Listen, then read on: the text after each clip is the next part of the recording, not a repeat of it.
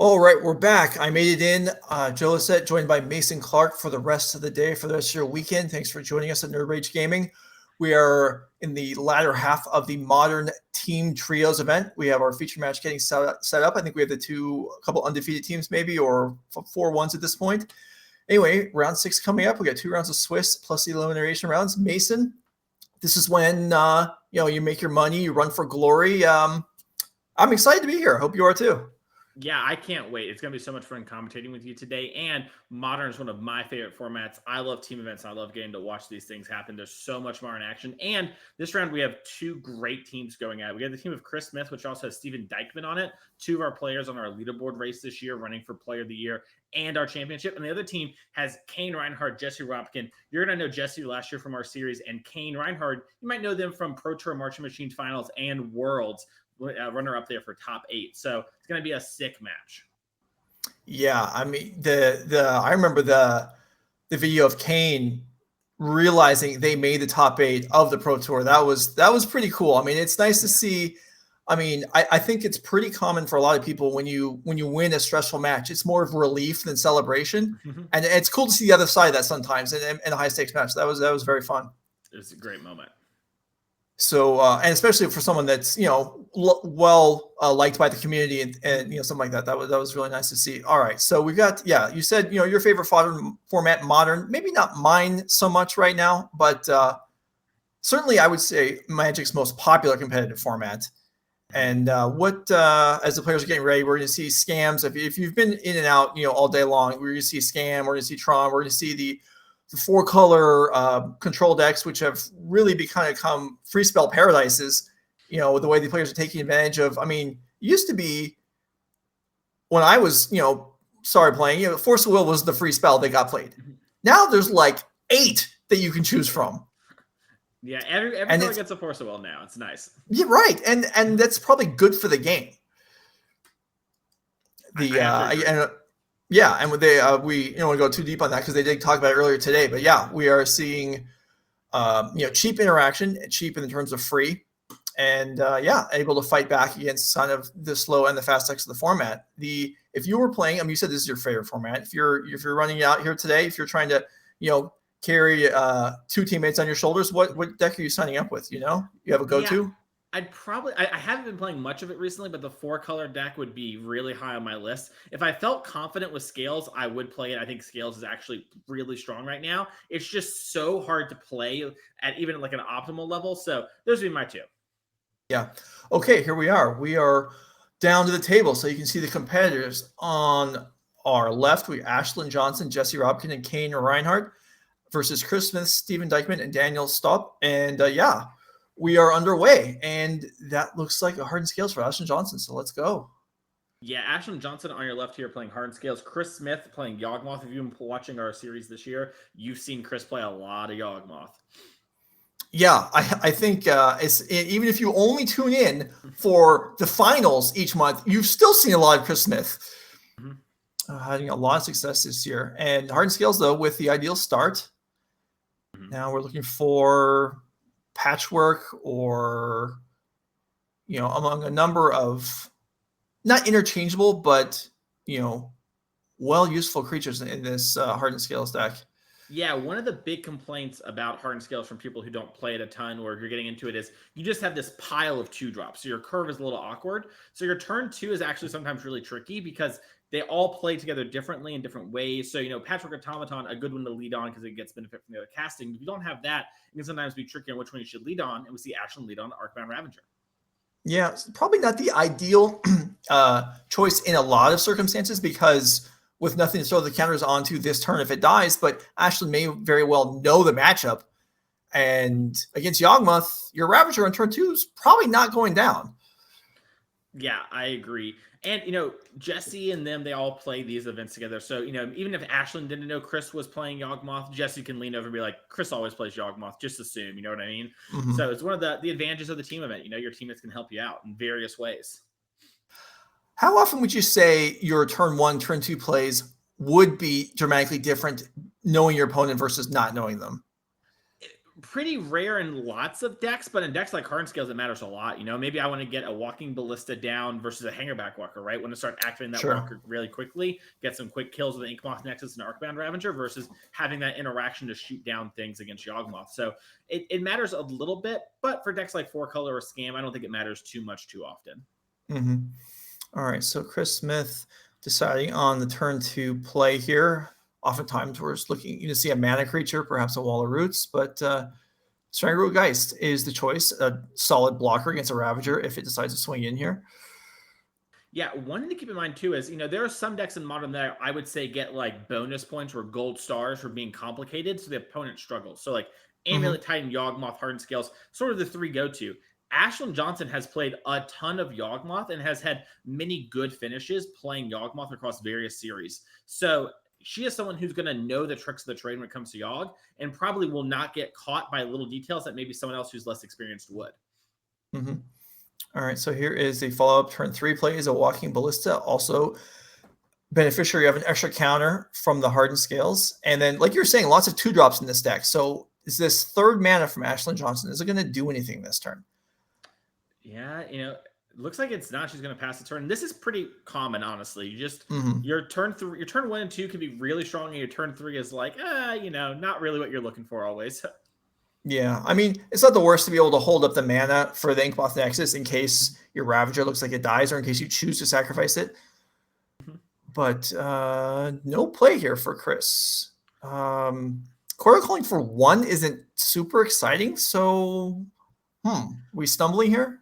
Yeah, it's probably a little bit of a stumble. I know Cris has played things like Haywire Might main deck before, so that might be what Cris is hoping to get here. But it might just be a situation where Cris thought it was playing like the Yawgmoth mirror, because like we mentioned, Ashlen plays a lot of Yawgmoth and just kind of getting a little surprised here.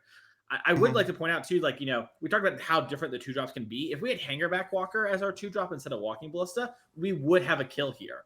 So we are very close to actually just winning the game on the spot. Yeah, something I'm sure Cris has well in mind and is a little worried about right now. And yeah, I mean, Cord for Haywire Might would be excellent setting up the next turn, but that Ballista on the board makes that unappealing. So yeah, there's Chris Smith up against it here already. Yeah, and the Haywire Might, it's awkward, can't hit creatures, could remove the Hardened Scales, which can stop some of the Arcbound Ravager shenanigans that would happen. So even without the Walking Ballista, it's not even just like some back-breaking card. Right. Let's see how Cris wants to play it. Did you see Ashlen counting here? Because I think she's actually really close to lethal, assuming Cris doesn't have a way to block. Before you put the 2 on the modular here, that's 3, 4. You do the stack on the Ravager over there. That's 6. That's, I think it's 10. Well, let's see. Yawgmoth being handled here. Is it getting activated? There's some further thought going on here, and maybe some thought in Ashlen's mind. What is Cris doing over there? What do I have to worry about?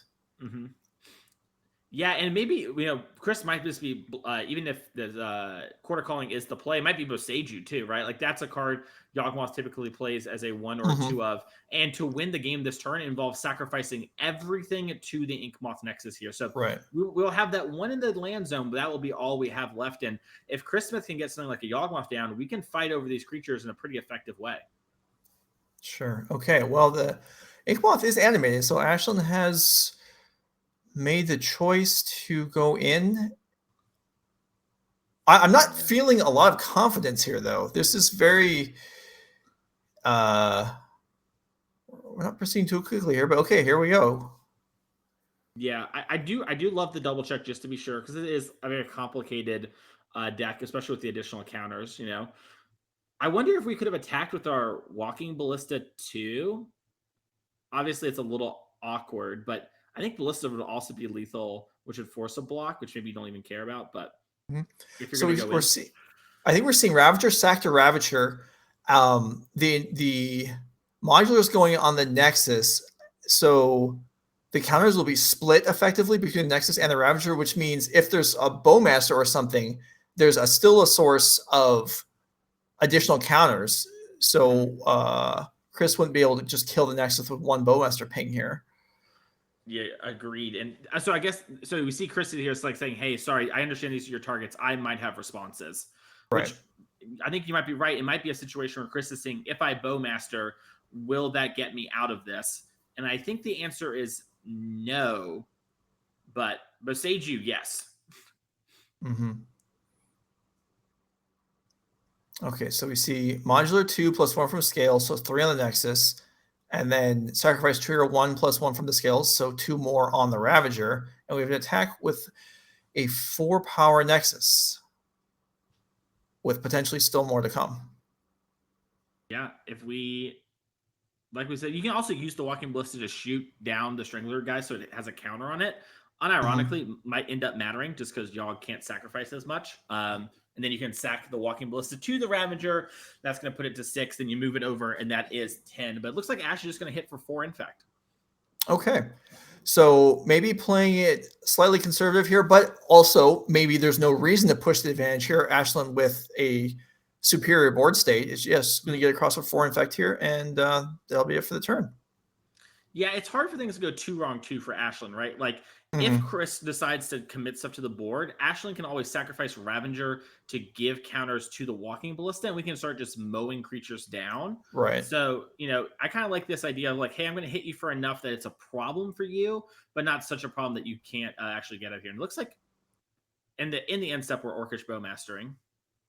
Yeah. So Chris did have that lined up and was probably hoping, maybe a lesser player will allow this Bowmaster to blow them out, but Ashlen was not interested in that.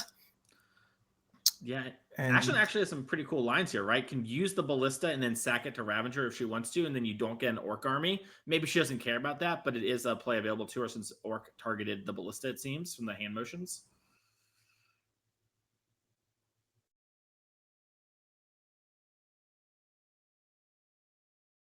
By the way, this just shows how complicated these two decks are, right? You and me do not play we play a lot of Magic. You've been doing it for a long time at the highest level. I play a ton of Modern. We are experts at this, and it is just like, okay, mind melting amounts of information going on. That's what also makes it such an exciting match to watch. Yeah, and this is very carefully played. And I said, Ashlen was going in with a lot of confidence, or not a lot of confidence. It's not necessarily lack of confidence. It's maybe just, I'm aware that Chris can have these different things that could blow me out here. I don't want to get, messed up by them. So yeah, can a 2-turn approach to attacking get the game done? And quite possibly it can. So we'll see it on Chris Smith here now. Man, untapped again on turn 4. He needs to do some work, or Ashlen's going to take this first game. Agreed. And Chris dangerously close to assembling the combo, but he's going to have to get Yawgmoth on the board in the next turn or two if he's going to win. It's kind of awkward too, right? Because in a lot of ways, maybe Chris bluffed the Boseiju, maybe, slowing down made Ashlen rethink going for it, right? Turned out to be a Bowmaster. But regardless, if Chris taps out, Ashlen just sort of does have the kill lined up. So Chris can't really just tap out because he can't actually stop the Yawgmoth from killing him. Mm-hmm. Now, tricky consideration for Ashlen here is without some additional sort of pumping, this Nexus isn't lethal without sacrificing the Ravager, which she may not want to do without some kind of, guarantees. Agreed. Yeah, it's an awkward moment. I guess Ashlen's really hoping to draw something like another Arcbound Ravager. It looks like we're just going to animate both the lands. Okay. Very awkwardly not lethal. 1 off. Right. Like you were saying. It's like, okay, I'll go to 9 infect. Yeah, and this, Chris would be wise here probably to just accept this and then force Ashlen to make the next move and then buy himself a whole nother turn, because this, going up to 9 infect doesn't hinder Chris's ability to win on his next turn in the slightest.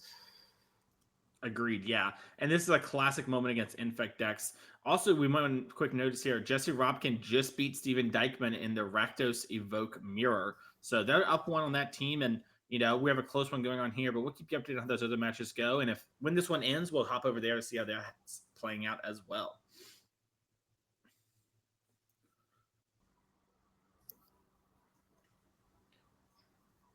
All right. All right. So we're being informed from the table that a judge has been called for potentially a slow play warning because, as we can see, things are not progressing quickly. However, there is a lot going on, which doesn't always make it okay, but it is, either way, the game's going to progress, and we'll let you know if any sort of penalty is awarded here.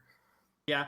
And this is the thing, too, right? Like, Ashlen's not doing intentionally. There's just so many things going on here. Easily could be going the other way for Cris, too, right? But Ashlen does need to play at a competitive pace. So a little warning never hurt nobody. We can sort of move on with the light. And Pendelhaven's going to activate to save the Bowmaster from the ping. All right. So that Bowmaster will now become a 2/3. That's only relevant, I suppose, if Ashlen lets that resolve, then a future ping this turn also won't finish off, but that's not going to matter. All right. So 4 comes across. Yep. And do we have production? Can we get the poison total up on the board? Yeah. One thing to note too, by the way, is like just how strong the 1-drops are in this deck, right? Imagine if we didn't have Hardened Scales, this game would not be even close. Also, if we had something like the Ozolith, this game would be over. Ashlen could just sack, it splits the counters up in a really weird way with modular. It's timey-wimey magic there, and then would end up, winning the game. It does look like Ashlen maybe in the end step is going to sack the Ravager to the Hangerback Walker. It's going to get +1 additional counter because of the Hardened Scales. And she's going to start mowing creatures down. All right. So, okay. Yeah, I was going to say, if we see that, then we'll likely see the Bowmaster get picked off, and that is going to happen. I like this play a lot because Ashlen's basically saying, hey, you're going to lose your board. It's going to be really hard to do something like Yawgmoth. And if you want to use your Pendelhaven, then you lose a mana. And she wins the game. Yeah. And actually assuming Cris isn't going to win on his turn, which clearly was not the case, Ashlen putting Cris to 9, in fact, means no one Boseiju isn't going to stop. 2 Yawgmoth Nexus the next turn. So that actually was, I mean, if there's not a kill that Ashlen felt confident in, that's a pretty strong setup for the next turn. So good work there, even if it took a little while to get it going. Yeah, it's one of those mind-melting moments, too, where I wonder how much harder that'd even be if you didn't even know Yawgmoth, right? Because she knows it so much, she's kind of playing both sides. And then it's like, oh, wait, I have this Walking Ballista. If I do this play that she just did, I kind of lock everything up. I almost wonder if the Pendelhaven sort of reminded her, like, oh, I can lock up his mana for the next turn. And then he's basically checkmated, and can't do much if he doesn't have double Boseiju right now. Yeah. So, all right. The team of Johnson, Robkin, and Rianhard is up in 2 of the matches, and we are now moving into the middle match, which is a Rakdos mirror, and we'll see how Jesse Robkin and Steven Dykman fare with their opening hands. Yeah, Jesse Robkin last year, someone who was tearing up the NRG series. This year has been kind of taking things a step back, working on her movie and her film and writing. Steven Dykman, however, has taken up that mantle for us and has been the person who's kind of been going to all the events and dominating. So kind of a battle of titans here on the NRG series. Yeah, Steven Dykman has been in the #1 slot on the leaderboard since the first time it got posted, since day 1 of the year. Actually, huge performances on the opening weekend, and it's kind of not necessarily coasting, but other players are gaining on him. I mean, there was no way he was going to maintain that margin at the beginning. I think he was up something like 40 or 50 points after 2 days. Yeah, well, he did win both the first tournaments. It's really hard to not be very far ahead when that happens. Yeah. But still up top. While the players are shuffling, I guess if we have the leaderboard available, maybe we can bring that up. Yeah, noticing on the leaderboard here, 6 people at large going to make it. Benjamin Ungard, this is an update from yesterday, but Benjamin top 8'd Pioneer. So Benjamin got, I believe, at least 15 points from where they ended up in the top 8. So that's a huge jump for Benjamin. Yeah, so you can see here, the orange names are already qualified. 16 players total becoming the championship. And Chris Smith also in this match. And other players here this weekend looking to join them, looking to make their way in. All right, maybe we can go back to the table and see if 6 cards is going to work for either player. Yeah, one thing to keep in mind if you're maybe someone at home who watches a lot of Scam or watches a lot of Modern but doesn't play a lot of Scam is typically your bar for mulligans is very, very high. You really want to have strong, powerful hands that are doing things like turn one Ragavan, turn one scamming out one of the Evoke Elementals, or having a high impact sideboard card. The Mhm. mirror is kind of the one place where that differs a little bit. You have Leyline of the Voids typically. Like I know Jesse Robkin really likes that card. That is kind of a blowout card, but for the most part, you're actually just trying to play a normal mid-rangey game of Magic when typically Scam's actually trying to play a beatdown game of Magic. So a Right. little, out of the norm there, and probably means Dykman just had 2 unplayable hands at the start. Yeah. No, that would make sense. Yeah, because a lot of hyper aggro decks, which I don't think we classify Scam as a hyper aggro deck, but a lot of very aggressive decks wouldn't be good at defending against themselves in the mirror. Where this deck, you certainly can. Mm-hmm. For what it's worth, I think this deck is closer to hyper aggro than it is mid range. For what it's worth, even though players Okay. typically don't speak of it that way, just because you're kind of not able to keep up in the mid game against the decks that actually grind, and you're going to use those powerful momentum starts early to run over your opponent when you start to run out of steam. Yeah. I think one maybe way you could classify the speed of a deck is how many cards does the deck usually have in hand on about turn 3? And Scam, it's going to be pretty low if they have a good hand. They're going to use the cards very quickly, and then you're kind of not necessarily playing off the top, but you're really just kind of hoping to ride to victory what you've already committed to the board. Mm-hmm. It looks like we're getting a Blood Crypt and might be a Thoughtseize. That's a card that some players really like in the mirror. Could also be a Ragavan. Looks like it's a turn 1 Evoke to Grief for Jesse. Well, that's pretty good. And Mr. Dykman on a 5-card hand is going to lose half of the remaining cards. And yeah, now this is a pretty miserable spot to be in. Yeah, and we talked about how you're typically playing more normal games here. Ooh, Dash Ragavan off the top. That's a good one. Yeah, I was just going to say this is a deck that even half of your good cards you can't even play at this point of the game on their own, but Ragavan works. Yeah, and that one is like probably the best draw step there for Dykman, giving him some more mana and ability to play. Like you mentioned, now we're unlocked most of our threats, so a huge moment for Steven, and might even be able to get some more powerful cards off the top if Jesse doesn't have interaction. Yeah, Grief now castable. I didn't catch what that was off the top there, but it might have been a Thoughtseize. It was. All right. This is this is about as much as you could hope for, given that you untapped on turn 2 with no actual non-land permanents in your hand. Yeah, I think if Dykman could stack his deck after getting doubled Grief, this would be pretty close to it. As we do see Jesse reveal her hand, she has a land, a Bonecrusher Giant, and a Not Dead After All. All right, that's a real choice. Is that a land up top? Yeah, I guess so. Okay. I thought it was separated it. I thought it was a Voidwalker, but you must be right. All right, so connects, and there's a Bowmaster, and if that can be cast, then. So here's a little funny thing. Not Dead After All only targets your own creatures, where I believe Feign Death allows you to target your opponent's creatures. So in theory, if that was a Feign Death, Dykman maybe doesn't want the Bowmaster in play because Jesse could Feign Death that Bowmaster and then get it back to her side with a kill spell. So Dykman just double checking that Not Dead After All does work the way he was intending. Yeah. Okay, so we somewhat shockingly have a real game, and now there are actual blockers for the Grief. Although knowing about the extra copy of Not After All in hand, Stephen is not incentivized to block here probably, but has options. Actually, I'm sorry, the Grief's a 4/3, so that wouldn't work anyway. Yeah, it's okay. Usually Bowmaster does eat the Grief in combat, with that old ETB trigger. Maybe it is Dothy up top. This is Jesse moved it away from the other cards. Maybe think it was a land, but you might be right. It does kind of look like Dothy. Yeah, you're totally right. Okay, so still no blockers available for Jesse here. And can Steven race from this position? I don't know, but maybe that's what you go for. I mean, I guess what else do you do, right? Yeah, I think Dykman is maybe looking for something like an Evoked Fury off the top from Jesse's deck. Maybe, another Bowmasters wouldn't be so bad. Just anything here, because if you attack Jesse down to 7, you're pretty close to lethal. And just, there's no there's no exciting blocking to be done, which is kind of part of the consideration. Also, yeah, her 4 comes across, hits. Well, Shieldred would have been huge. It would require, more mana than Steven has available.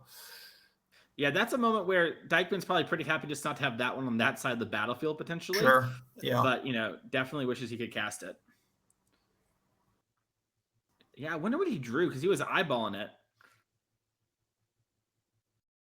Maybe as a Voidwalker of his own. The rare Voidwalkers can block. Well, that would be significant here. And in fact, it would mean that I may not even be put in position to to land. Okay, Martial Arts.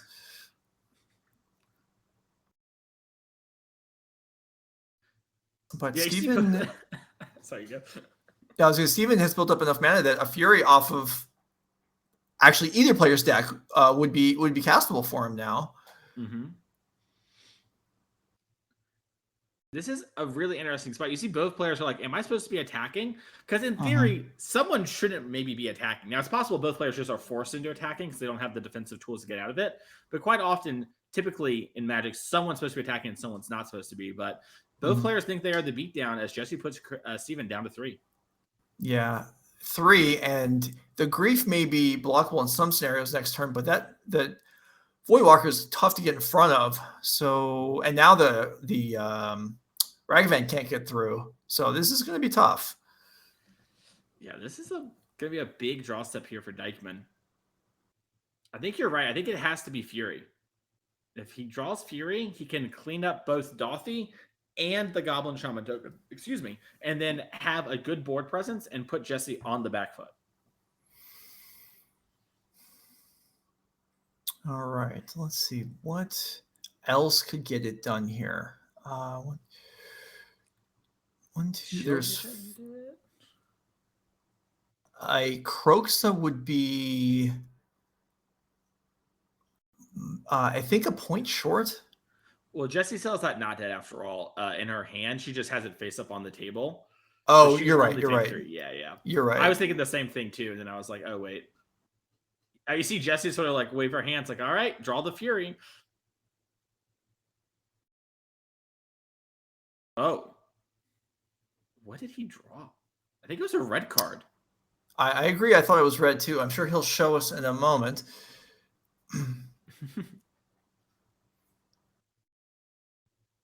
But this not dead after all is not currently castable as Jesse appears to be tapped out. So yeah. Is there any one removal spell? Can a non-Fury removal spell get Steven out of this? Killing the Void? Nope. Not going to do it. All right. So Jesse Robkin will take down this match over Steven Dykman. Dykman with a mold of 5, but it ended up being a fairly close game. Jesse does prevail and put her team 1 to the good. So we'll continue on with, we'll find out. Yeah, with coverage is going to take us to a match. Nice. We're jumping into Cain versus Daniel. All right. There's a lot of stuff on one side and some lands on the other side, but that doesn't mean, well, maybe it does. We'll see. And this is a real moment of if Cain has Counterspell in their deck, it's going to be in a great position, probably can't lose. If they don't, it is possible for the Devoted Druid deck to maybe win, even if it's very unlikely. Yeah. This I'm sorry. I just noticed. Oh, wow. So we see that. I just noticed the live totals, and then production just informed us that Daniel is actually at 50,000. So Daniel has already comboed out, not in the lethal fashion, but in the life gain fashion. And Cain Rianhard now is forced with having to somehow deal with this. And despite there being approximately 20 permanents in play for Cain Rianhard, is there it's just the Omnath, right? So which is, I think, sorry, you go. No, which is, not going to make inroads on Infinity. So, so this is where things get weird, right? So the beam and the ring make it so you draw your whole deck so often. So some players have done things like play over 60 cards. I believe that Cain and Jesse are of the opinion that the best way to beat this is to have your own main deck endurance, which Cain can just endurance themselves and then pick it up with Teferi, start moving to discard, get a Ren 6 ultimate, and then try and deck Daniel before Daniel can actually win the game. So once again, if Cain has a counter, even one counter spell in the deck, it's probably over for Daniel. But Daniel might be able to mount a turn of overwhelming Cain because they have infinity time to do things. Yeah, maybe. I mean, Leyline Bindings allow obviously interaction on the opponent's turn. So if Cain could break up Daniel's combo and then go back to their own turn and then clear the board, things would be fine. Yeah.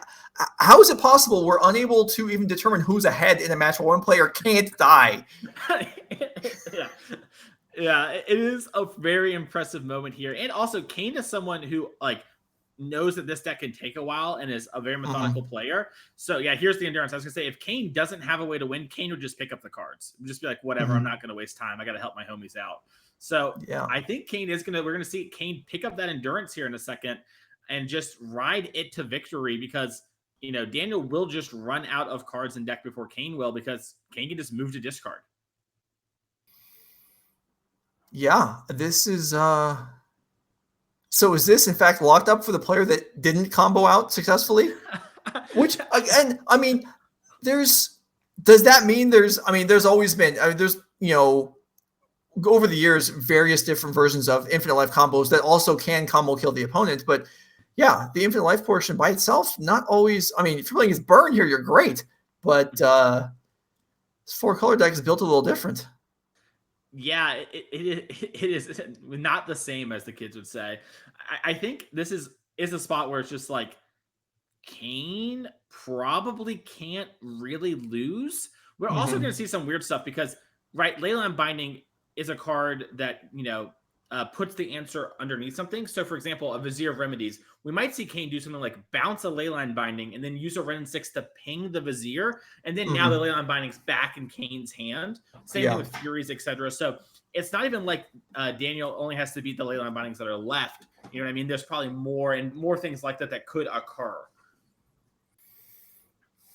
All right, so we saw Ashlen Johnson maybe playing a little slowly because being unsure of how to close out a game. Cain Rianhard arguably is in the same scenario, playing a little slowly, trying to figure out how to close the game out, except this is having too many resources. I think we're on end step here. Cain's trying to decide which 2 cards to discard, it looks like. Yeah, it seems like maybe Cain is talking to Jesse. It looks like Cain's body's kind of like positioned a little to the left there. Cain's at the bottom of our table. So that might be what's going on. And I think Cain's just saying, like, yeah, we don't really need to do anything right now. Let's just hold our mana up because Daniel has to play a card or move to discard themselves on this next turn. And if you're okay, so we've talked from Cain's perspective a little bit. For Daniel here, what are we hoping for? The easy part of the deck there. Ooh, aggressive shot. Sorry, continue. I mean, the easier part of the combo to execute is to gain life, right? That's already done. That's not necessary anymore. To kill is going to require what we're going to need, maybe a Heliod, I'm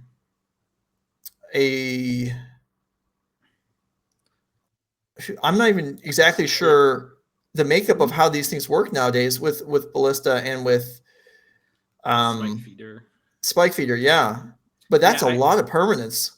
Is a ton. So I think basically what Daniel needs to do is Daniel needs to set up having to be able to do it like twice in a turn, maybe even thrice, where it's a point where he can just overwhelm Cain on a single turn and hope that Cain doesn't have enough mana to actually fight through these cards. I mean, the Ranger Captain actually could help, because if they can stop some of the interaction from happening and then allow Daniel to like play Ranger Captain, sacrifice it because there's no way it's going to survive a turn cycle, and then do everything all at once, that could work. It really could, yeah. But is Ranger Captain, it just prevents non-creatures, right? Or is it prevent? It's non-creature spells. Yeah, so even Solitude can still break things. This is going to be hard. Arbor Elf, I don't think is going to be the answer, but you may as well tutor something. I don't know. Should you? Because now you have one less turn. Well, I guess if you're going to draw your whole deck eventually, or at least a sizable hardship, you may as well do it faster. It's not going to. Yeah, I guess that's fair. Yeah, I guess it's actually probably better because Cain has less time to sculpt. That's fair. Okay, Boulder Ranger Captain, yeah. Cain's not going to want that lying around. And aside from setting up, recurring endurance, Cain's turns aren't very meaningful right now. There's what do they even need to do here? Just accumulate solitudes in hand and endurance, and say go, right? Yeah, I think so. I think what Cain wants to do is probably just take up this run every turn that we can keep moving to discard or whatever. And you have extra copies. Like now we have a bolt. Like we just picked up a bolt essentially. And we just make all of our land drops that produce mana, use all of our fetch lands as extra retrace spells. And then from there, like you said, build up solitudes, etc. And if Daniel tries to half develop, we just hard cast the Fury and use it there. So, Yeah. All right, so I'm gonna say here, what do you think we this may take a while. What do you think we go back to the other match? Let's do it. I'm willing to call it for Cain, and if Daniel wins, it's an all-timer moment. And I'm sorry we missed it, but let's go check Ashlen Johnson out. If Daniel wins that game, we'll maybe bring him on for an interview and ask some questions on how that happened. But here we are back for Ashlen Johnson versus Cris Smith, who appears to have done a lot more than in game one. We have Fulminator, Yawgmoth, and some. Okay, so I think what's happening is the Walking Ballista, something is happening, and then the Yawgmoth is trying to put those minus counters, and Ashlen's responding by using one of her creatures. I'm unsure which of them, but I think that is sort of what we're indicating by this. Oh, here they are. They're showing us what's happening. Okay.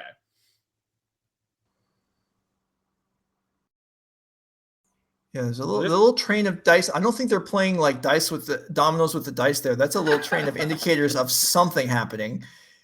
Plus one minus counters, probably. I think so too. Yeah, and it's weird too because every time Ashlen puts a +1 counter, she gets 2 additional. So Cris might get a card, but Ash gets to fight through it pretty easily. And this is all in response to, well, I was going to say to the Relic of Agendas, but there's a Relic and a Hangerback Walker both in Ashlen's land pile. And I know some players put spells on the stack, on or near their lands, but they can't both be on the stack. So that's not what's happening. Oh, I just saw Jesse's hand. Looks like Jesse and Ash are talking through exactly what to do here. It looks like Jesse PP poofed on Cain and was like, I ain't helping with that one. Yeah, this is... Yeah, I wonder why there's the Hangerback. Maybe the Relic is in play and the Hangerback is on the stack. And we just have it back here for some... Well, that would be an interesting way of visually representing things. Maybe the trigger is on the stack. Yeah, you're right. So Ashlen sacked the Relic to the Ravager. Okay, there's sacrifice effect representations. All right, that makes more sense. Make sure to follow the channel. That way you don't miss any crazy Magic games like this one. Yeah, chat pointing out, this is like a quarter of the permanence, but maybe more complex than the game we just left. Yeah, definitely. I feel much more confident if I'm Cain than I do here. Yeah. However, okay, so now a lot of stuff has resolved. We ended up with 3 flyer tokens, an 8/8 Ravager, and so that's Cris Smith's Walking Ballista. Okay. Okay, a turn.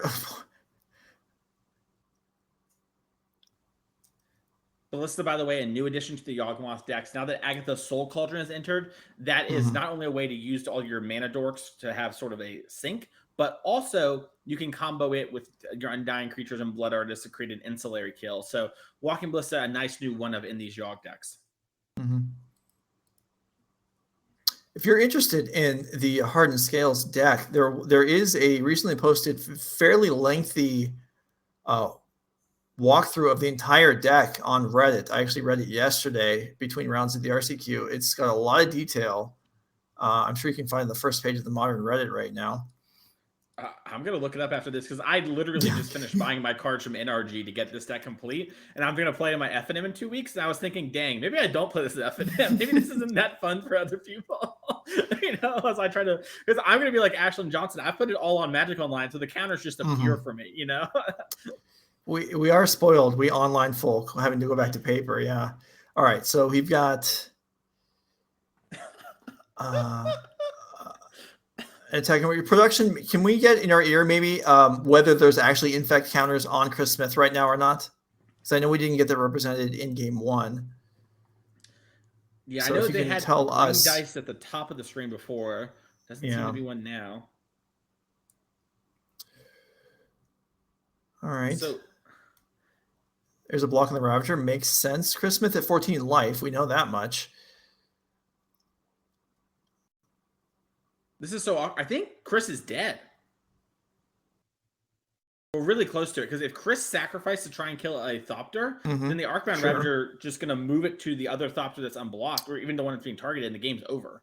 So Chris potentially I mean, we know Ashlen was very careful in game 1, and Chris could have Boseiju up potentially because there is a Twilight play.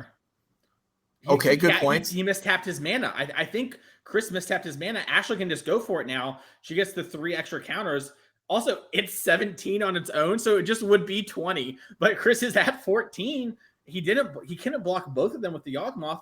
I think that's game if Ashlen goes for it. Now, honestly, unironically, I think all the black-green duels look the same. So I wouldn't be surprised if they think there's an Overgrown Tomb untapped and they're thinking about Boseiju. But if she goes for it, only Force of Vigor can stop her. Oh my goodness. All right, let's see. We okay, update from the bottom. Cain Rianhard did win game number 1 down in the other match, 4-color versus the Devoted combo. And there's no poison on Chris Smith right now, and Chris Smith will get another turn. Okay. Yeah, so it looks like they are respecting Force of Vigor, a reasonable place to be for sure.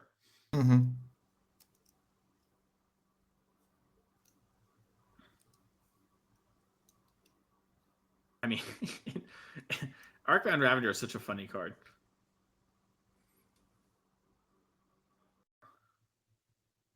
Wall of Roots. Wall of Roots. I don't think Wall of Roots has enough text to qualify as a modern-day Magic card. It's too simple. It only has, 1 ability plus some extra text. Here's a Yawgmoth. All right, so Chris Smith representing the ability to, do a lot, actually. That was a lot of cards in hand. Yeah, how many spells if Chris has only 1 card, we now know Force of Vigor is turned off while Boseiju is turned on thanks to Wall of Roots. That's true. But now other forms of protection are available. Yeah, so this suggests to me that during Ashlen's turn the previous turn, Chris Smith probably sacrificed several creatures and drew several cards during that turn, because otherwise these other things would have been on the board already. Yeah, and this is so awkward too, because Ashlen, when the Arcbound Ravager is dying, and she can sack it to move the module around, but then Chris is going to be able to kill it by sacrificing the Wall of Roots. Now, that is going to prevent Chris from being able to stack the wall or have that mana up, or stack the wall to reset the wolf and then have the wolf do it. But it is an awkward moment of she can't really move these counters around as properly as if she has something like the Ozolith. Yeah, we see her target the Thopter and then it gets sacked and killed, so Chris will draw another card. Right, and now with that Ravager gone, all the counters gone, nowhere to safely land, and Ashlen looks like she has 1 card in hand. Chris Smith looking well positioned to tie this match up. Very well played from both players here. Which would be the first game win for the team of Smith, Dykman, and Staup in this match. Yeah.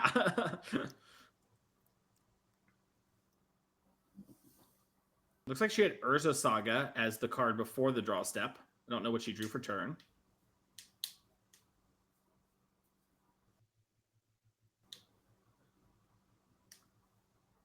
Another Urza Saga. All right, that's nice and everything. But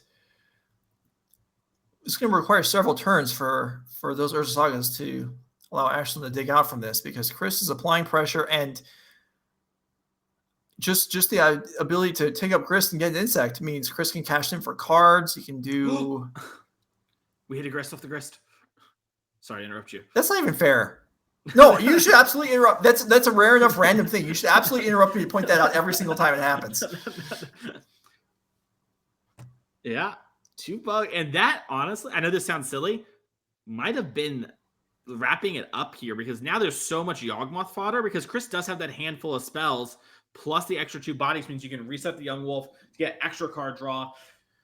Ashlen, maybe, I don't know what time in the round is like, but she might want to pack it up here for next draw step isn't good because she's very far behind now. That's a good point, assuming she gets another draw step, which I am not at all confident will happen. Yeah, and what can she grab? I guess she can grab the Ozolith or Shadow Spear off her Urza Saga as cards that can start getting us out of this. All right. Yeah, Cris doesn't have any sort of way to finish things off right now, but yeah, he's so well defended at this point. Oh, I wonder if Ashlen brought in Pithing Needle. That would seem appropriate. And we're not seeing much of a response from Cris Smith here. This could be the way she steals the game. Yup.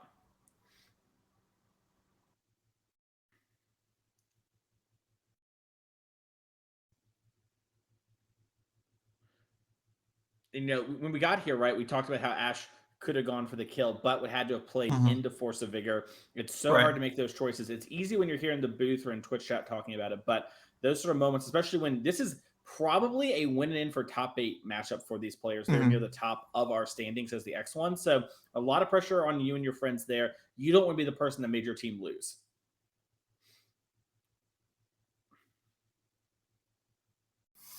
Patrick. Okay. Automaton comes in with mana from the floating mana from Urza Saga that ticked up to 3 plus the Nexus. And I don't know. Cris Smith's still looking very strong here. Plenty of life to play with. Yeah, interesting too that we developed the Patchwork Automaton. I would have thought we were going to go for making more constructs with the Urza Saga, but I mean, your deck has so many 2s that, you know, your mana can be a little clunky at times, so it is reasonable.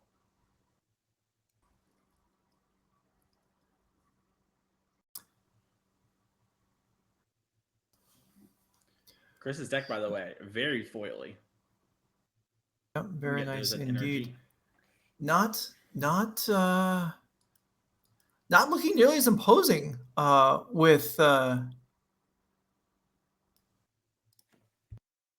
someone's ability to shut down though. That's a needle you said that was pulled up on the side. I don't recognize the artwork, but yeah, it's I believe a secret layer.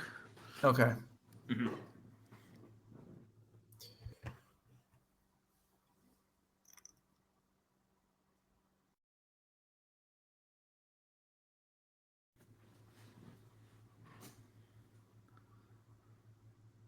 And I think Ash's last card hand might be Dismember. Some curious things, at least from as a non-Yawgmoth expert, it's interesting that Cris didn't tick up before attacking to have extra fodder. Yeah, just in case he has some way, because he's just gonna do it no matter what, right? So like if he has a I think so. Yeah. Yeah, I can't imagine we don't use the Cris. Maybe Cris knows it's going to decking. That'd be some mega mind stuff. Yeah, I mean that would be 2 out of the 3 matches at the table. Decking is relevant. That would be it would be surprising. Okay, here's Pendlehaven activation. Saving the creature in combat. And I think Ash is down to 4.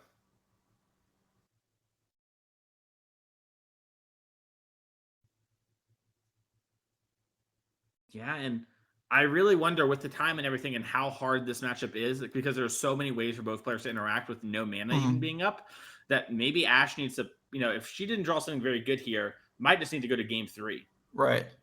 I'm confused. Did the Cris didn't take down that turn, did it? But I didn't see it tick up either.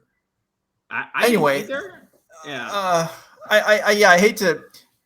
Yeah, I don't even feel like I looked away, but maybe we missed something or not, because Cris Smith's unlikely to have just not used the Grist at all. But either way, does tie up the match. Yeah, we'll go. Oh, you go. Sorry. Well, okay. Well, yeah. Anyway, while they're shuffling up, we'll go to the other table, Cain, Rianhard, Daniel, Staup, and see if Daniel's at less than infinite life. Yes, the answer is he's at 18. All right. So it's a real game for the moment. Yeah, Twitch chat was asking, how could Cain have won if Daniel had infinite life? In case you weren't there earlier, Cain has one main deck endurance to prevent themselves from decking. So Cain just answered all of Daniel's threats and then moved to discard with the extra cards and kept casting endurance and then picking it up with Teferi and made it so that Daniel could not actually win the game and ran out of cards in deck and decked. All right, there's a one ring. Chat points out I was a little hasty saying Daniel was only at 18 because that could have been 18 million, which is true. But I'll cut myself some slack because how often do you commentate games where players are 18 million life? One so far today. It's weird that it happened twice, but it did happen as we see Orioc Champion come down.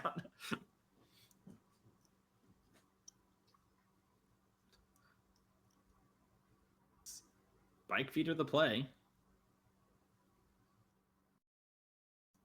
All right, and Daniel passes the turn. That looked like a kind of like, okay, go do your thing, crush me, because I don't think, it's not looking great here. Cain has several cards in hand. Daniel has one.